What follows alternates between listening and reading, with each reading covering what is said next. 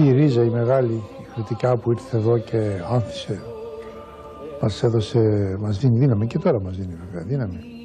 Εκείνο που έχει σημασία όμως είναι ένα πράγμα.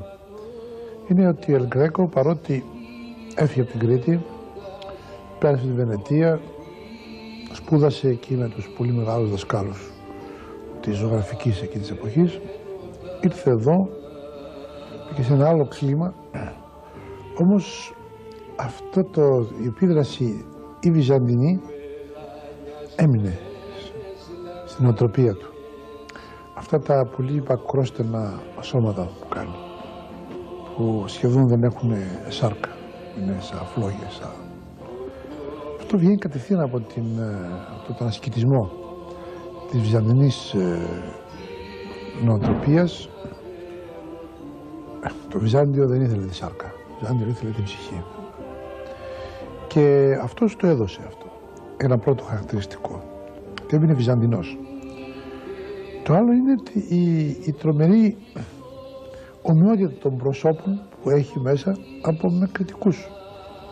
Μάλιστα, όταν το 1956 ήρθαμε εδώ για να κάνω ένα φιλμ και πήγαμε στο σπίτι του Σαλβατόρ Νταλί και είδε ο Νταλί τον αδερφό μου, τον Γιάννη, που είναι πολύ κριτικός, λέει: εσύ είσαι κριτικός.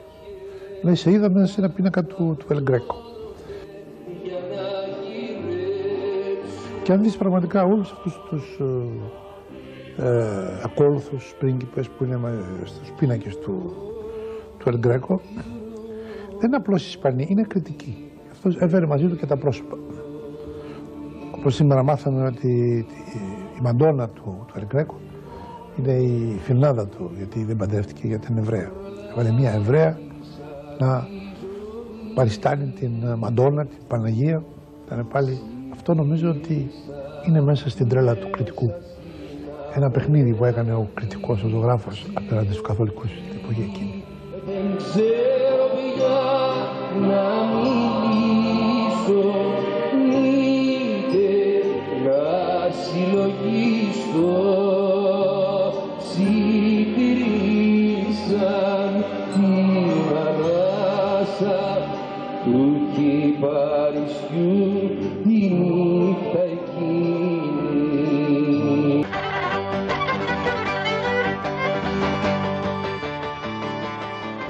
Πάντα του έλεγα εγώ πολύ παλιά, όταν γύριζα μόνος μου και έκανα τα λαϊκά κονσέρτα έτσι, σε όλη την Ευρώπη, έλεγα ότι είμαι κάποιος που το κοντάρι του χτυπάει τους ανεμόμενους.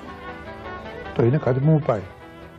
Μ' αρέσει αυτό, διότι το θέμα είναι ότι ποια είναι η ζωή. Νομίζω η ζωή είναι αυτή που είσαι μέσα στη φαντασία σου, αυτό που ζεις ο ίδιος. Αν εγώ ζω αυτή τη ζωή ο ίδιος και τη ζω και την απολαμβάνω και τη χαίρομαι και τη δημιουργώ, με ενδιαφέρει το άλλο. Πώς θα ζήσουμε, 30, 40, 50, 60, 73 χρόνια ζήσει ο El Greco. Λοιπόν, αυτά τα χρόνια τι είναι, ας πούμε. Είναι ορισμένοι που ζουν σαν φυτά.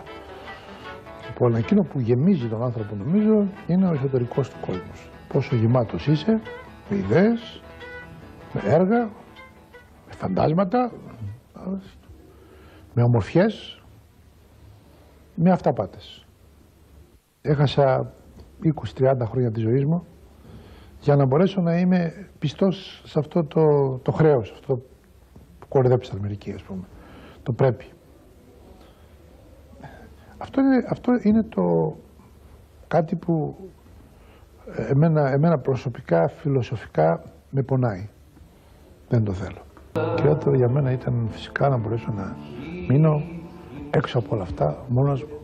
Εγώ και η μουσική μου δεν υπάρχει τίποτα πια. Φίλους δεν έχω. Ανθρώπους δεν έχω, τίποτα.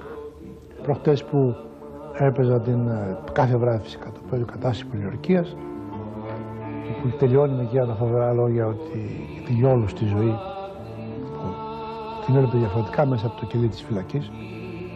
Ήταν συνταρακτικά λόγια και όταν τελείωσα κατέρευσα. Σκέφτηκα ότι όλοι με πρόδωσαν και όλα με πρόδωσαν. Τίποτα από αυτό δεν έμεινε. Αυτή τη σπορά, τη φοβερή σπορά που έγινε από τη γενιά μου, και δεν είναι μονάχα εγώ. Το 1940 σπέρνουμε τη χώρα αυτή και πώς τη σπέρνουμε. Πόσες χιλιάδες παιδιά, αγόρια και κορίτσια. Για σκέψου 40, 41, 42, 40, τι χρόνια ήταν αυτά. τι κάναμε, τι μάχες, τι διαδηλώσεις, τι όνειρα. Και ανασάναμε το 1944, αρχίζει νέα επίθεση πάλι. Νέα μπουντρούμια, νέες αυτές. Και βάψαμε με το αίμα μας όλα τα φαράγγια της Μακρονήσου, με τον υδρότα μας και με το σπέρμα μας, που είμαστε 20 χρονών παιδιά, όλη την Ικαρία και όλα τα νησιά, όλα αυτά, δεσμότες. Και δώσαμε όνειρα και δώσαμε αυτή τη δύναμη στο έθνος.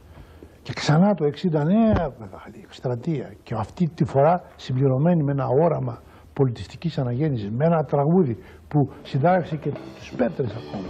Έκανε τις Πέτρες να κλάψουν.